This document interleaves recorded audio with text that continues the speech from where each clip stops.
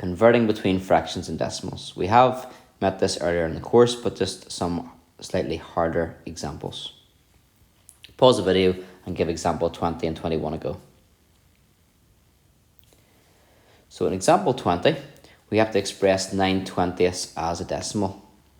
Now, it works out quite nice because the denominator 20 is a number that divides into 100.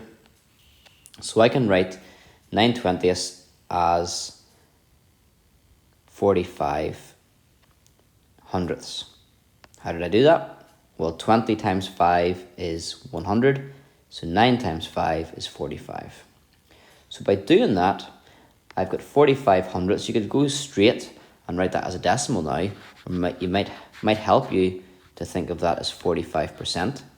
Because remember, 45% means 45 over 100 out of 100. And to get to a decimal, you divide through by 100. So 45 divided by 100 is 0.45. However, you could just go from that line straight to there, 0.45, because that means 45 hundredths.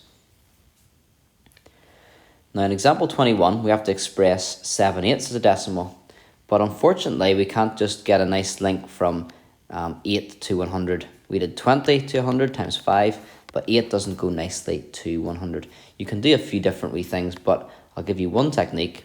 And just generally, if the denominator doesn't fit nicely into 100, what you have to do is actually divide the numerator by the denominator. So the 7 is divided by 8. And essentially that's what 7/8 means anyway. 7 divided by 8. Now 8 is bigger than 7, so it doesn't fit in. So you're going to need to have a few zeros here because of remainders. Put our decimal point in. We've carried that 7 over because 8 didn't fit into it. And then 8 into 70.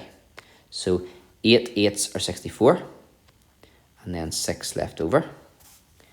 And then 8 7s are 56. And that means there's 4 left over.